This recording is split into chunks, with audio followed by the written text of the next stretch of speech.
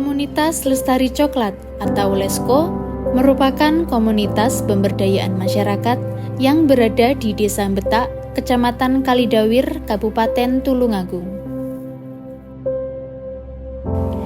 Komunitas ini menjadi saksi dari kerja keras dan dedikasi para petani. Lebih dari sekedar ladang produktif, komunitas petani coklat ini adalah cerminan dari kekuatan dan kebersamaan. Nama saya Muhammad Fasihudin, biasa dipanggil Fasih di sekitaran sini. Saya di sini kebetulan sebagai sekretaris di kelompok Tani Lestari. Ketuanya ada Pak Khairul, bendaharanya ada Mbak Tri Widyastuti. Bernama Kelompok Tani Lestari, yang dimana di dalam kelompok tani ini ada serangkaian kelompok masyarakat, di antaranya Lestari 1, Lestari 2, sementara untuk kelompok pengolahan yaitu Lestari Coklat atau biasa disebut LESCO yang menjadi merek dari produk di sana.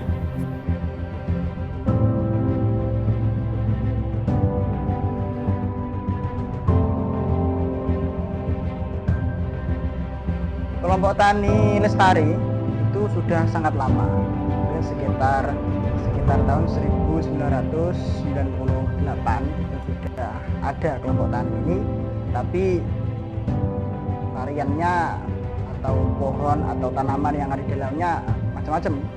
Kita juga namanya kelompok tani ada produksi padi, jagung dan sebagainya. Terus kemudian berjalannya waktu, sekitar tahun 2012 itu kita kelompok tani di sini fokus di pengembangan budidaya kakao.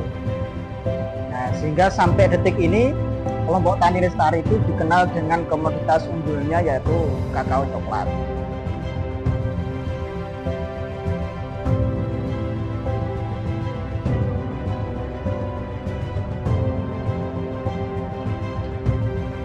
Komunitas Lestari Coklat ini dibentuk atas dasar kebutuhan masyarakat dari adanya petani-petani yang banyak, sehingga mengharuskan ada sebuah kelompok yang bisa mengorganisir petani-petani di sekitar dan mewadahi komoditi unggulan yang ada. Maka dibentuklah kelompok Tani Lestari untuk dikelola bersama.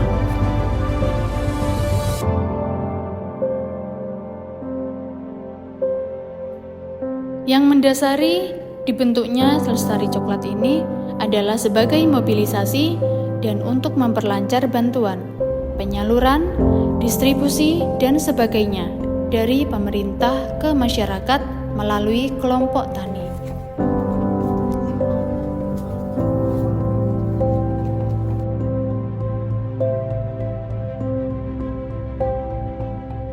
Masyarakat itu punya sisi komitmen kerjasama dengan kami karena kakao itu salah satu komoditas unggul di perkebunan, terutama di Indonesia. Tulungagung menjadi salah satu daerah yang punya kebun kakao yang cukup baik. Nah, sehingga kita berkomitmen dengan masyarakat untuk saling bermitra bekerja sama untuk senantiasa memperbaiki, mengelola, dan apapun itu yang berkaitan dengan kakao itu ditumbuhkan dengan baik. Nah, hasil dari mereka itu kita tampung, mereka bisa menjual ke sini, kemudian dari biji-biji yang baik itu kita bisa olah jadi olahan coklat.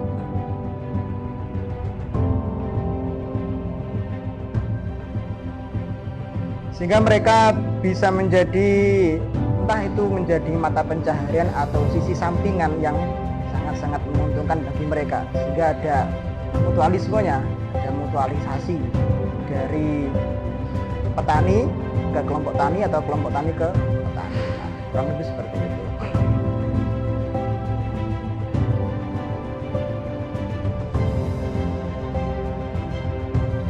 Kelompok tani di sini berbasis pada aspek kerukunan masyarakat, khususnya pada asas kekeluargaan.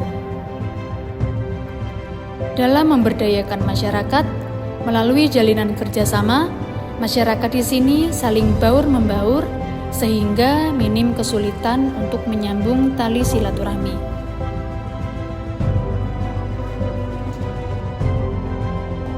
Karena kelompok tani itu tidak menjadi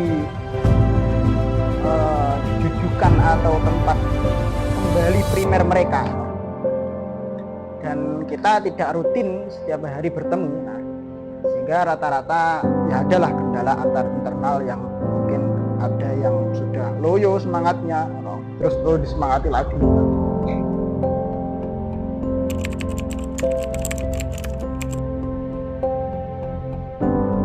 Dalam memproduksi coklat, tidak terlepas dari proses demi proses yang dilalui untuk menghasilkan produk coklat yang berkualitas. Diawali dari proses panen, dalam pemetikan buah diambil dari buah yang sudah matang, tergantung varietas kakao yang ada. Setelah itu, dibelah untuk dikeluarkan bijinya, yang nantinya akan dilakukan proses fermentasi selama 4-6 hari.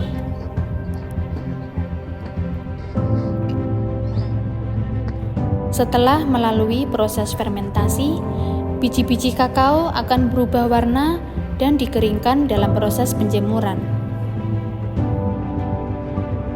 Tahap-tahap tersebut menjadi tahap proses panen, yang selanjutnya akan melakukan tahap proses pasca panen yang menjadi inti dari pengolahan biji kakao. Selanjutnya dilakukanlah filterisasi untuk mengetahui biji yang layak dan sesuai dengan standar. Jika memenuhi standarisasi biji yang baik, akan dilakukan proses pengolahan. Yang pertama, penyangraian yang memakan waktu kurang lebih 1 jam dengan suhu panas 50-70 derajat Celcius. Setelah melalui proses penyangraian, lalu dilakukan pengupasan untuk diambil inti biji kakao tersebut yang nantinya akan diolah. Biji-biji yang sudah dikupas akan dilakukan proses penggilingan yang nantinya akan menghasilkan coklat pasta kasar dan halus yang memakan waktu sekitar 3-4 jam. Setelah melalui proses penggilingan yang cukup lama, lalu dialihkan ke mesin pengempa yang tujuannya untuk menghilangkan kandungan lemak yang ada dalam kakao yang sudah dipasta tersebut. Jika proses mengempa atau menghilangkan kandungan lemak yang ada dalam kakao sudah dilakukan, maka akan menghasilkan bubuk yang masih mengeras, lalu ditumbuk agar menghasilkan bubuk coklat yang halus.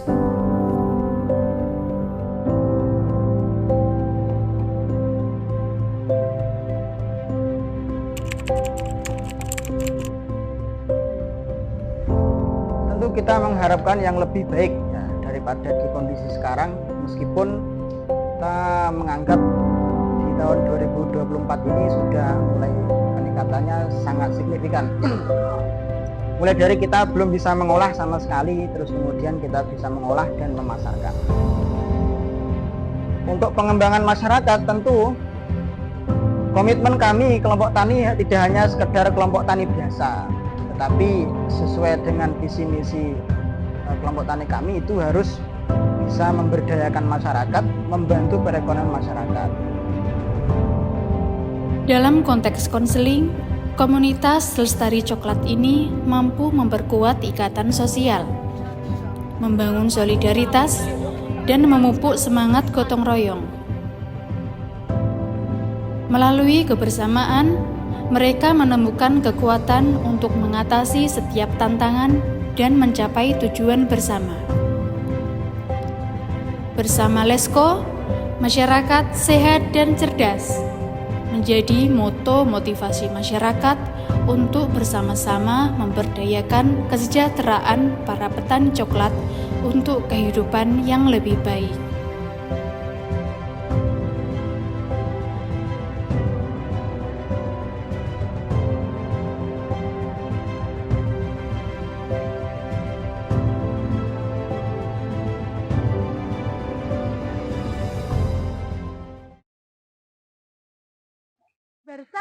motto masyarakat sehat dan cerdas. Yeay.